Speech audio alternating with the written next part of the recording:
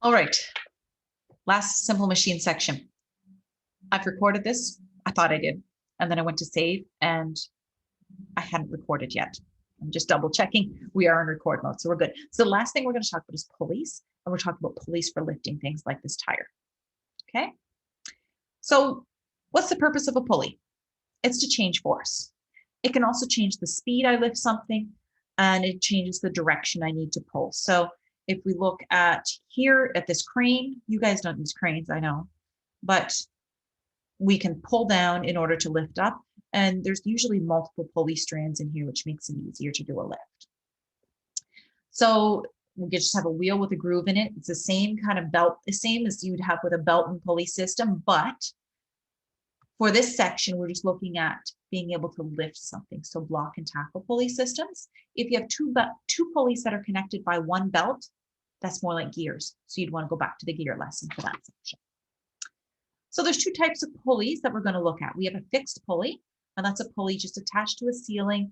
It can't move up and down. So it can't change the distance from the, you can't change the distance from the floor that it is, okay?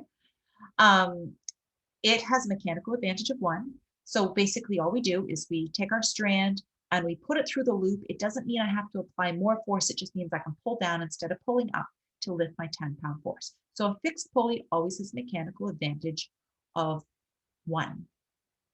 Now you'll notice here it's likened to a lever again. These ones are likened to a lever as well. And they have varying mechanical advantage. It's a movable pulley. So if we, in this case, we have our load attached to the pulley, our cord goes through the pulley in order to pull up. As I pull up on the rope, because as I pull up, that pulley is going to change position. So that's why it's called movable. In this case, the force direction, so the load pulls down, but the strand here pulls up and the strand here pulls up. So it allows us, we're still pulling up to lift it, but we're splitting our load, the force, between two strands instead of just one. You'll see here, there's only one strand attached to the load, so it's 10 pounds of force. There's still 10 pounds on the other side, but when I lift this way, we have this pulls up and this pulls up, and together they have to add up the same as 10 pounds, so it splits evenly. How do we use pulleys in combination? Well, oftentimes we call this a block and tackle when we put them in combination, and it's what gives us mechanical advantage. So these pulleys up at the top, they don't give us mechanical advantage because they're fixed. But these pulleys down here, they do give us mechanical advantage.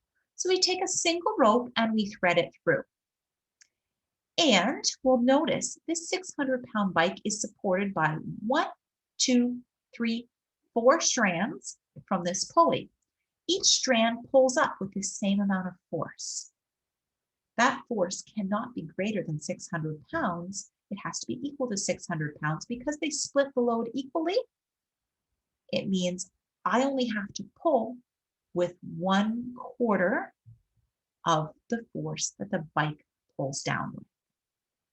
Okay, it's kind of maybe a little bit of a weird concept. If you were in one of the other, especially if you haven't done tension and ropes and the heavy duty physics pieces, if you just follow directions, you'll be fine. So pulley ideal mechanical advantage is equal to the number of strands that oppose the load. So you find your load. So this is my load. How many strands are up from the load? 1, 2, 3, 4. So for this bike, the ideal mechanical advantage would be 4.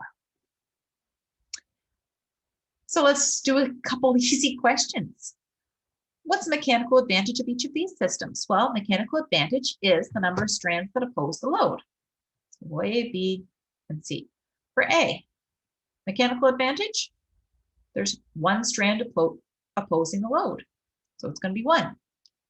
For B, 2 strands oppose the load. This one does not oppose the load. It's just coming down from the fixed pulley. The only thing that gives us mechanical advantage is the movable pulley. So we always look at what's coming off the movable pulley. And in this case, mechanical advantage is 2. This one, 1, 2, 3 strands come off this movable pulley, so the mechanical advantage is 3. Pretty easy. Now, I said before, whatever mechanical advantage is, that is how much your force is reduced. So let's figure out how much force do we actually need to lift with. So A, mechanical advantage of 1.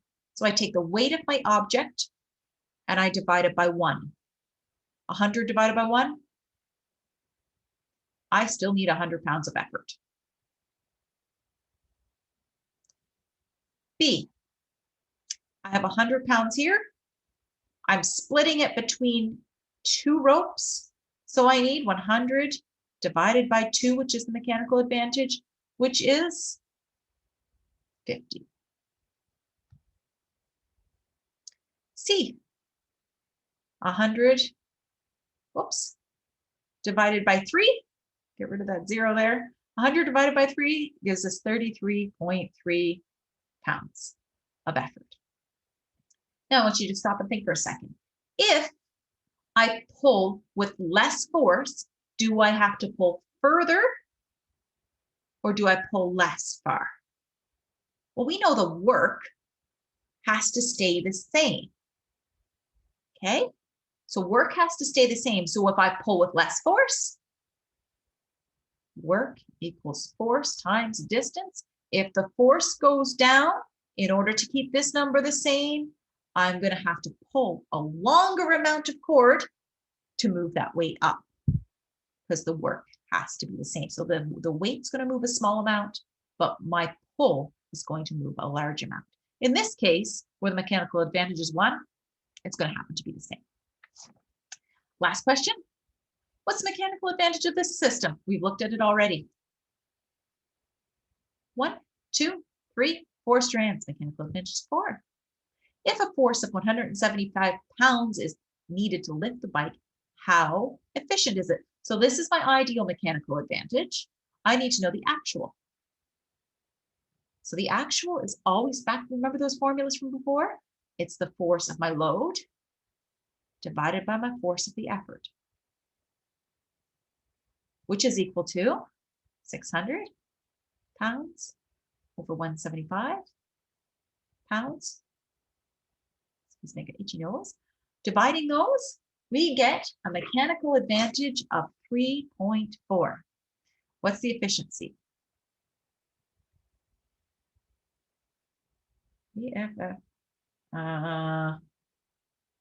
Sorry, I should erase that. But I'm having a moment of, I'm not sure what happened to the letters. They just got jumbled.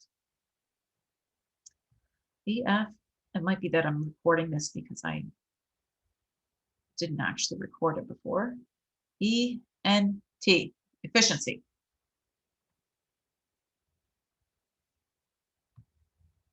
Let's see. I take more time writing a word. EFFICIENCY. Did I spell that right or did I miss a T? I'm terrible with spelling sometimes. When the brain goes, it just goes. I think that's right. It just looks funny for some reason. What's the efficiency? Well, it's going to be actual divided by ideal. Actual is 3.4. Ideal is 4. How efficient is it? It is 86%. 0.86 times 100 is 86% efficient. Where did the other 14% go? It was probably lost during friction. So transferred to friction, pulleys are probably warm from lifting. So that's how that works. Really, really easy section, not too complicated. I could have included, I'm going to take just a quick run back up to the very first slide. I don't want to look at that wheel. I meant to add it in as an extra slide, but what about this one? You'll see this is my movable pulley attached to the tire. Mechanical advantage, 1, 2, 3, 4. So mechanical advantage of 4 for lifting the tire. We see lots of these kinds of things for lifting bikes. I have had a couple of them in our garage for lifting bikes up. If you happen to have one at home, take a look at it and see what you have for a mechanical advantage on it. All right, so that finishes off the section. Hopefully I didn't cause any confusion and things make more sense rather than less sense. And all that's left is just a final assessment on it.